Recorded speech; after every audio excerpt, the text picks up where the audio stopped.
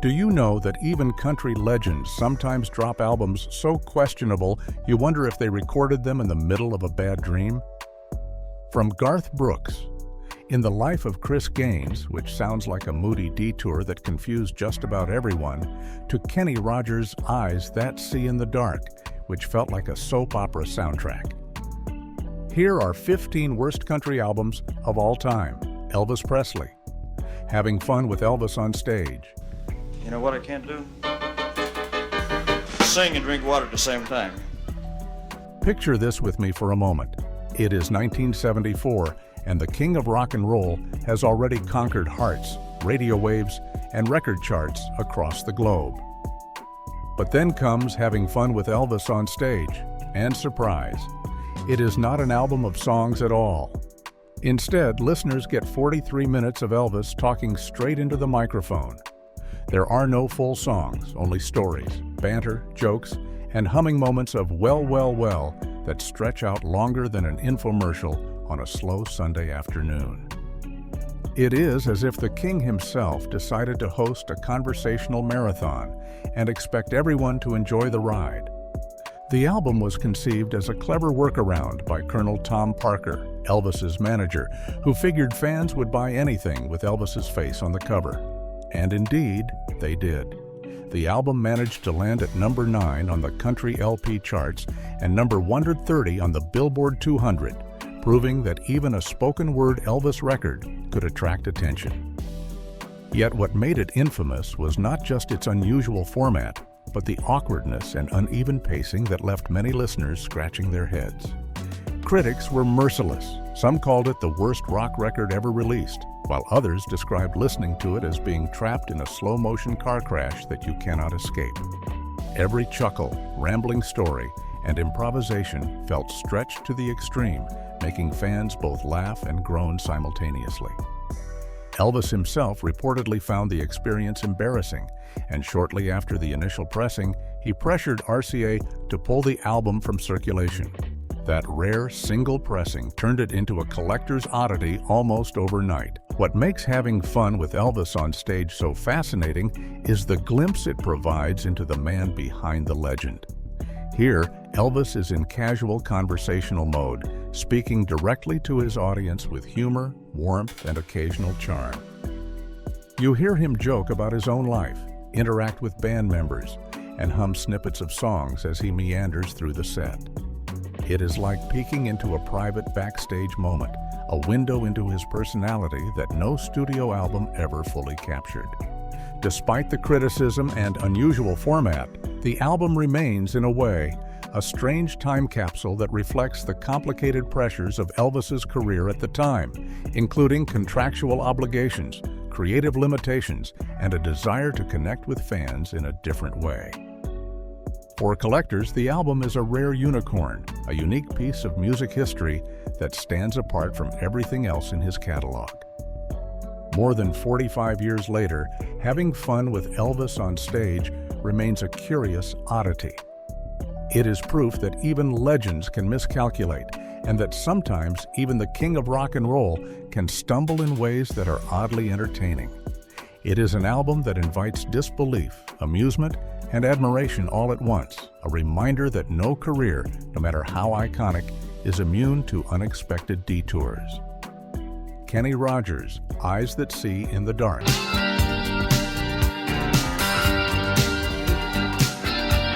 So you are expecting your friendly neighborhood cowboy voice, backed by fiddles and steel guitar, but instead you get Barry Gibb's slick pop sheen in a cowboy hat. Eyes That See in the Dark was Kenny Rogers teaming up with the Bee Gees songwriting dream team, and the result is a shimmering country pop cocktail that glows but leaves you scratching your head after listening. The album has its moments of brilliance. Tracks like This Woman are sunny, graceful, and full of Kenny's warm storytelling charm. Buried Treasure is another standout that makes you tap your toes and smile, reminding listeners that Kenny could still carry a tune with effortless style. Yet the overall impression is one of polish and production that sometimes feels almost too smooth. Critics noted that the Bee Gees' influence is so strong, it makes you wonder if you are listening to Kenny Rogers or a retro disco pop fantasy in cowboy boots. The album's most famous track, Islands in the Stream, written by the Bee Gees and famously performed as a duet with Dolly Parton, became a cultural phenomenon. It topped charts worldwide, cemented Kenny's ability to cross over into pop territory, and introduced him to a whole new audience. Yet for die-hard country fans, the album as a whole can feel like Kenny wandered off the Nashville Trail and ended up under a disco ball. Beyond the big hits, the rest of the album is simply full of songs that sound like an experiment with pop-influenced arrangements and glossy production that somehow overshadowed Rogers' warm, narrative vocal style. You can hear the technical perfection in every note, the harmonies polished to a mirror shine, and the instrumentation arranged to appeal to mainstream audiences rather than traditional country fans. It is an album that dares to merge worlds, even if it does not always succeed in fully satisfying either camp. Despite mixed reviews from purists, Eyes That See in the Dark achieved commercial success. It reached impressive positions on the charts, kept Kenny relevant in the mid-'80s, and demonstrated his willingness to take risks and explore musical territories outside his comfort zone. In hindsight, the album is an intriguing snapshot of a legendary artist experimenting with crossover pop while still trying to retain the essence of his country roots. Listening to it today, the album feels like a fun and ambitious experiment. It may not be every traditionalist's favorite, but it offers a unique perspective on Kenny Rogers' versatility and his ability to adapt to changing times while still delivering his trademark smooth vocals. It is a curious, sometimes dazzling, and occasionally baffling record, but it is undeniably Kenny in a hat with a flair for pop drama and charm. Jared Neiman, Judge Jared and the Hung Jury. They should have named you Cocaine. Imagine walking into a courtroom expecting justice, only to find the judge is juggling gavel swings with a karaoke mic. That is essentially what Judge Jared and the Hung Jury feels like. Jared Neiman's 2013 release aimed to be bold, inventive, and a little offbeat, but the execution turned it into one of country music's most curious experiments. The album pairs solid songs with comedic skits, courtroom-style banter, and quirky interludes that were meant to entertain. Instead, they often interrupt the flow, leaving listeners wondering if they accidentally switched from a music album to a comedy podcast. The jokes are harmless but land inconsistently, breaking the groove and making it difficult to stay fully immersed in Neiman's music. On the musical side, Neiman shows creativity and range. Lover topped the charts, and What Do You Want reached the top 5, proving that underneath the gimmicks, Neiman can craft catchy, chart-worthy tracks. Critics acknowledge the ambitious mix of styles, praising the album's originality, while noting that the skits undercut its overall impact. Commercially, the album performed well, debuting at number 1 on the country charts and eventually going gold. Fans clearly appreciated Neiman's willingness to experiment, but many agreed that with tighter editing and less emphasis on courtroom comedy, the record might have been remembered as eccentric brilliance rather than a misfire. Ultimately, Judge Jared and the Hung Jury is a fascinating paradox. It is both entertaining and frustrating, a glimpse of creative risk-taking that didn't always pay off. It reminds listeners that even when a country artist hits the right notes, adding skits and gimmicks can turn a potential masterpiece into a peculiar curiosity. Yet for all its quirks, it remains a conversation starter, a testament to Jared Neiman's boldness and an album you won't forget, even if you wish some parts would just sit down and be quiet. Stick around, because these next albums will surely have you toe-tapping, jaw-dropping, and maybe even questioning your life choices in the best way. Garth Brooks, In the Life of Chris Gaines. Maybe I could stand alone. If you've ever wondered what happens when a country superstar decides to become an Australian rock star with a mysterious backstory, well, you're about to find out. In 1999, Garth Brooks released In the Life of Chris Gaines, a full-blown alter ego project that had the world scratching its collective cowboy hat-covered head. The concept? Brooks transforms into Chris Gaines, a brooding, leather jacket-wearing pop rock sensation with a tragic fictional biography involving car crashes, band breakups, and romantic drama. It was meant to be a soundtrack to a movie called The Lamb, a film that never even got made. The album itself? Oh, it's a time capsule of late 90s pop rock, dripping with moody ballads, radio-ready choruses, and an almost comical level of seriousness. There's no twang, no boots, no rodeo energy, just Garth, crooning like he's auditioning for a boy band reunion tour. Fans were confused. One moment he's singing Friends in Low Places, the next he's giving you soulful stares from an edgy black and white album cover with a soul patch. The reaction? Let's just say critics didn't hold back. Some praised the boldness, others called it career whiplash. Sales were decent at first, but the public never fully embraced Chris Gaines. To this day, In the Life of Chris Gaines remains a fascinating example of a superstar taking a giant creative leap and landing somewhere in a different genre entirely. Billy Currington, Intuition. Phone calls go to voicemail. When Billy Currington announced Intuition, fans were primed for a warm, sunny collection of beach country hits or heartfelt small-town ballads that felt like home. What they got instead was a smooth, jazzy, spoken word-esque pop experiment that made it seem like Billy had swapped his cowboy hat for a beret and a pair of round sunglasses.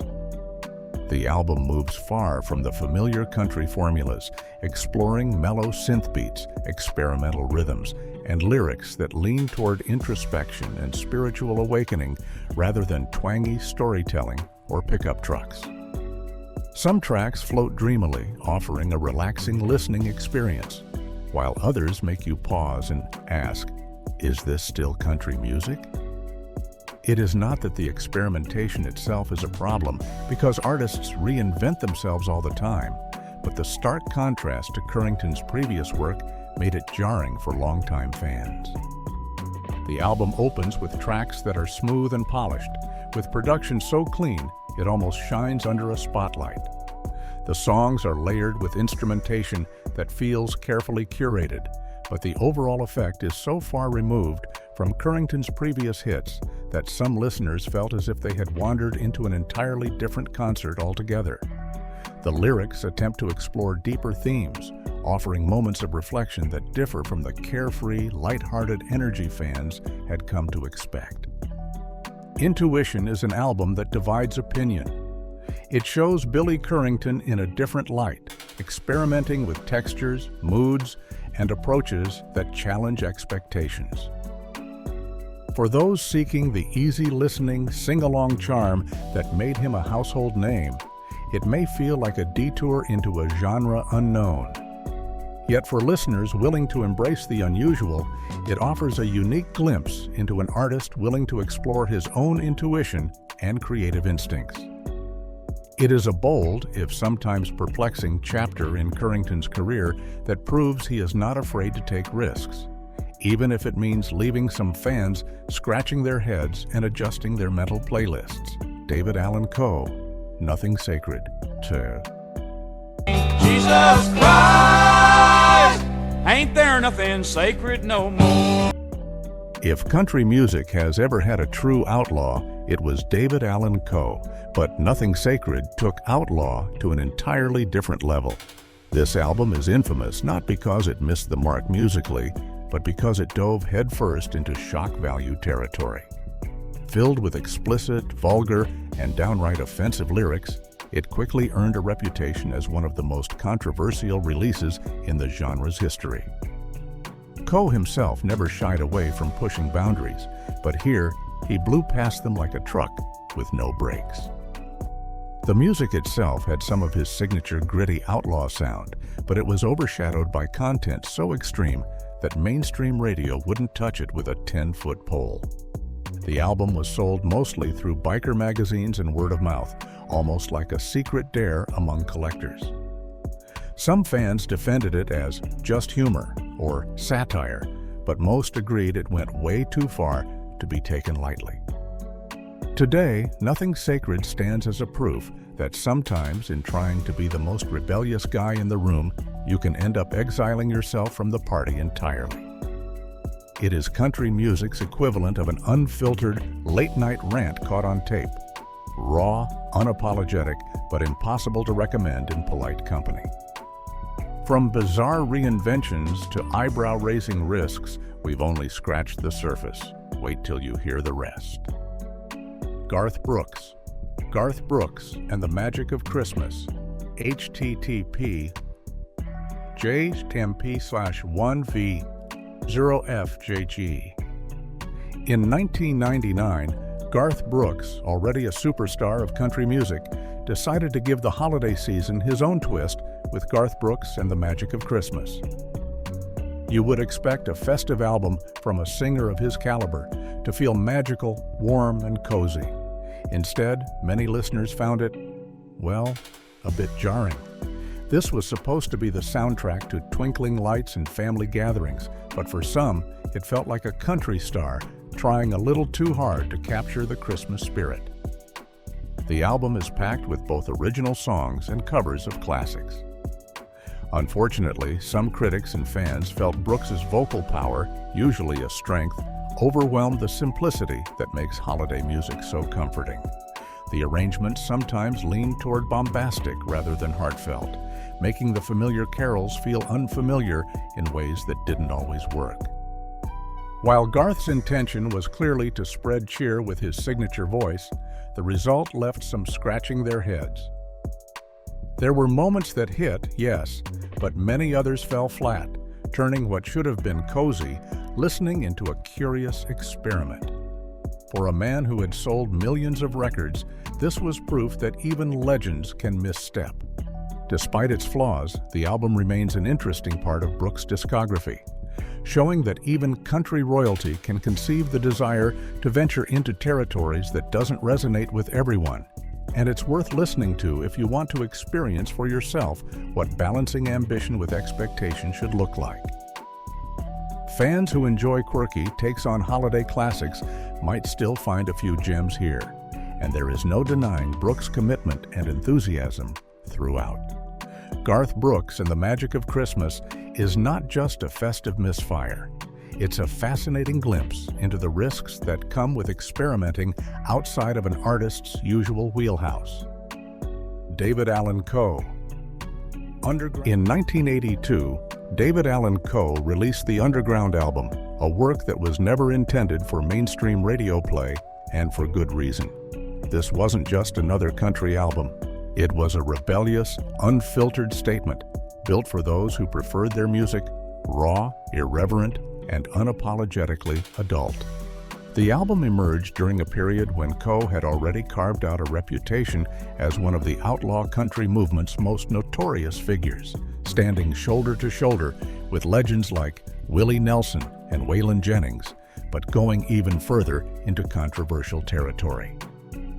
The Underground album gained its name because it was sold through mail order and never distributed in stores or over traditional channels.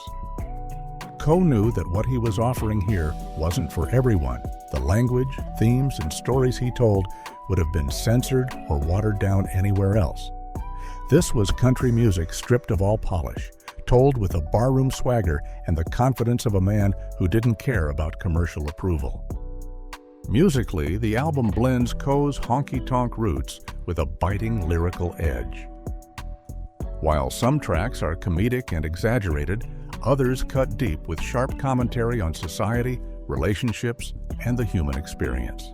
The songs are often laced with humor, satire, and colorful storytelling, a hallmark of Coe's writing style. Fans who discovered this album often felt like they had stumbled onto something forbidden, a piece of country music history that lived outside the law. For many, owning it felt like being part of a secret club. Coe's voice carries a gravelly conviction throughout, reminding listeners that outlaw country was never just a marketing label for him, it was a way of life. The Underground album also stands as a reminder of a time when artists could operate completely independently, finding ways to connect directly with fans without relying on big labels or radio airplay. In doing so, Coe cemented his legacy not only as a singer-songwriter, but as a fearless, self-directed artist willing to put everything on the line for creative freedom. Whether you appreciate it for its shock value, its artistry, or its pure outlaw spirit, the Underground album remains a fascinating part of David Allan Coe's discography and a testament to the wilder side of country music history. Pam Tillis, Above and Beyond the Doll of Cutie. Before she became a celebrated country music star with multiple hits, Pam Tillis tried her hand at a pop-leaning sound in her early career. Above and Beyond the Doll of Cutie was actually her debut album, but in 2005 it resurfaced, much to the curiosity and sometimes confusion of fans who only knew her as the confident, honky-tonk, soulful voice behind songs like Maybe It Was Memphis. The album's style is a time capsule of the 1980s, synth-heavy production, peppy beats, and a glossy sheen that feels miles away from the down-to-earth storytelling of her later country work. It's light, playful, and very much in line with what record labels thought young female artists should sound like back then. The problem? It didn't feel authentic to the Pam Tillis fans would later adore. Critics have called it a strange detour and an artifact of an era when image sometimes overshadowed substance. The vocals are fine, Tillis is a pro even here, but the songs themselves feel more like filler on a teen movie soundtrack than the heartfelt material she would later deliver.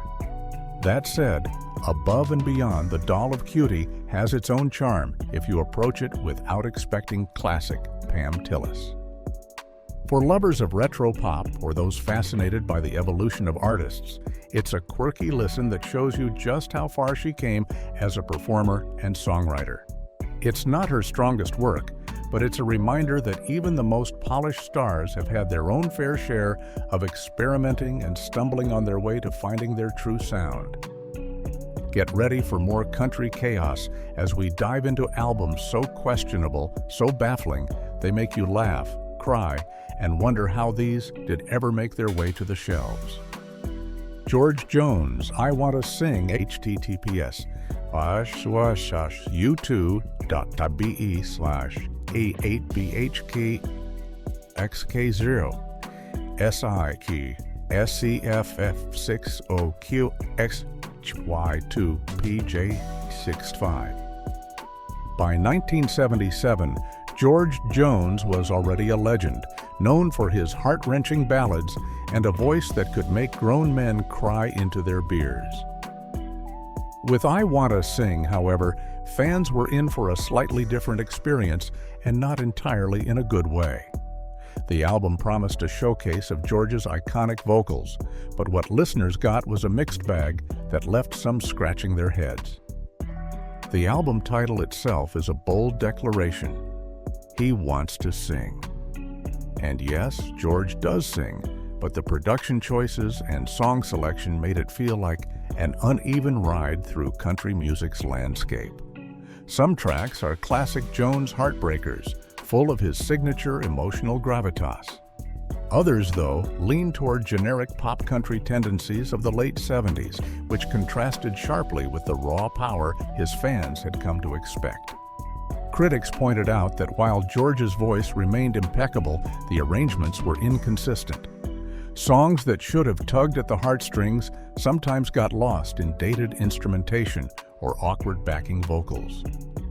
Despite this, the album has charm if you listen with the right lens. It's like discovering a lesser-known sketch in the portfolio of a master painter. Fans looking for George's peak emotional storytelling might find themselves disappointed. but for those curious about the man's experimentation and the challenges of balancing artistry with the commercial expectations of the era, I Want to Sing promises a fascinating listen. John Michael Montgomery, What I Do the Best. By the mid-1990s, John Michael Montgomery was riding high on the success of hits like I Swear and Be My Baby. Tonight, What I Do the Best, released in 1996, was supposed to be a continuation of his winning formula. Instead, it became a puzzling moment in his otherwise impressive career. The album attempts to blend Montgomery's smooth vocals with contemporary country production, but the result feels overly polished, at times bland, and occasionally indulgent. Tracks on the album swing between romantic ballads and upbeat country numbers, but the production often drowns out Montgomery's charm. Critics described it as an album where the artist is overshadowed by studio techniques, and while fans of glossy 90s country might enjoy it, purists found it lacking in authenticity. Songs that were meant to pull on heartstrings sometimes land as blandly cheerful, while some tracks intended for radio play seem forgettable. Despite these issues, Montgomery's voice did its very best to still shine in some moments, offering glimpses of the warmth and sincerity that earned him fame over the years. What stands out about What I Do the Best, though, is its attempt to balance commercial expectations with an artist's natural style, a struggle familiar to many performers navigating mid-90s Nashville. For anyone exploring the evolution of 90s country or Montgomery's discography, this album is an interesting study in ambition, overproduction, and the gap between artistic intent and commercial execution. Toby Keith, Shockin' Wyall. Toby Keith has always been a larger-than-life figure in country music, known for his bold personality and patriotic themes. With Shockin' Wyall, released in 2003, Keith tried to capture his signature brash style, but ended up delivering an album that divided fans and critics alike. The album is loud, boisterous, and unapologetically confident, sometimes to the point of overkill. The songs range from rowdy party anthems to attempts at introspective storytelling. While Keith's energy is undeniable, the production often feels overwhelming, with guitars and percussion dominating the mix and occasionally burying the vocals. Some tracks feel repetitive, relying heavily on the same themes of partying, drinking, and rebellious swagger that had become Keith's trademark. Critics argue that Shockin' Wyall exemplifies Toby Keith's tendency to prioritize attitude over subtlety. Songs that might have worked with restraint instead come off as overblown, and the album as a whole struggles to maintain cohesion. Yet, for fans of unabashed country bravado, the album delivered exactly what they had expected: boldness, loud hooks, and a sense of fun that refuses to apologize. Despite its flaws, Shockin' Wyall captures a particular moment in early 2000s country, which was a time when big personalities and radio-ready anthems ruled the charts. The album's excesses are also part of its charm, providing insight into Keith's fearless approach to music and his willingness to gamble on audience reaction. Love it or cringe at it, it is a snapshot of Toby Keith's larger-than-life persona. Hold on to your seats, because these albums have proven that even legends do stumble, leaving us amused, bewildered, and eager to see which other country misfires made the list. Stick around for more. LeAnn Rimes, Twisted Angel. LeAnn Rimes stormed onto the country scene as a teenage powerhouse, with a voice far beyond her years and the kind of talent that made seasoned artists take notice. By 2002, she was ready to show the world she could evolve, experiment, and maybe even shake off the label of child prodigy. Then came Twisted Angel, an album that promised to showcase Rimes' growth, but ended up perplexing fans and critics alike.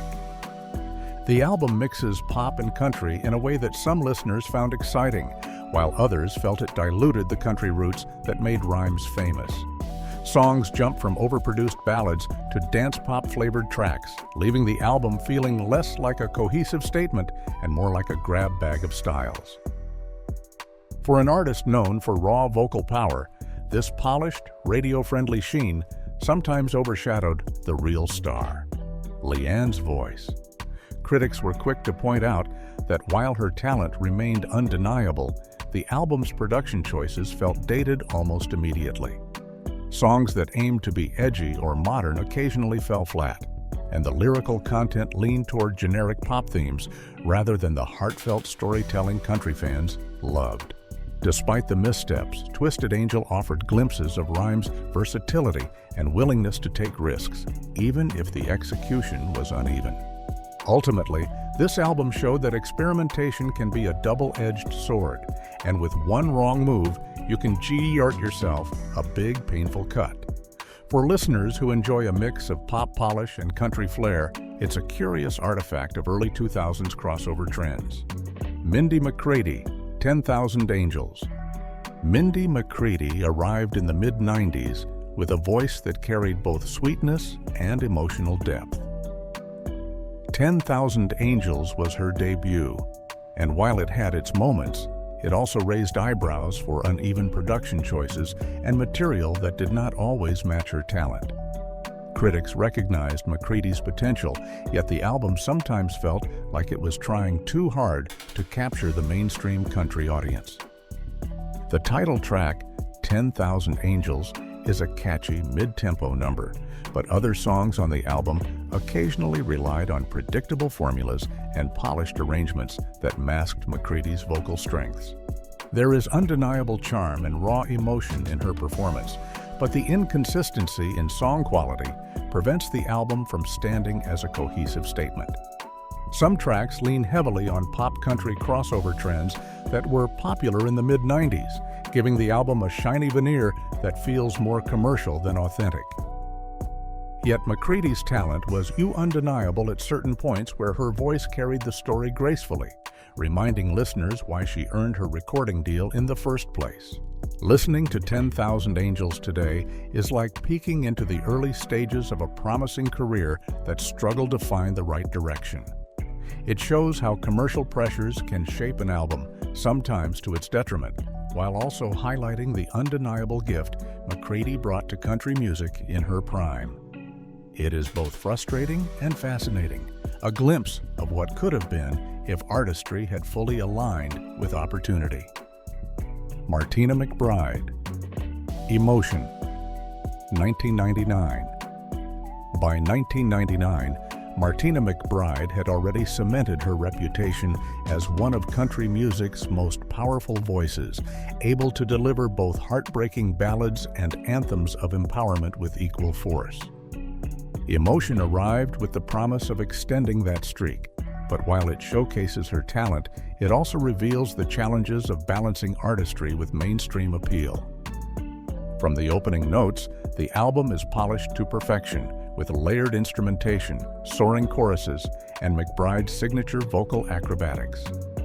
She navigates dramatic ballads with ease, and her voice carries the emotion intended by each song. Yet the pop-infused tracks designed to capture radio attention sometimes overshadow the subtlety that made her earlier work so compelling. There are moments when the production's gloss and carefully crafted arrangements feel almost too meticulous, creating a sense that the album is polished at the expense of raw authenticity. Lyrically, Emotion aims for depth, exploring love, heartbreak, and personal reflection.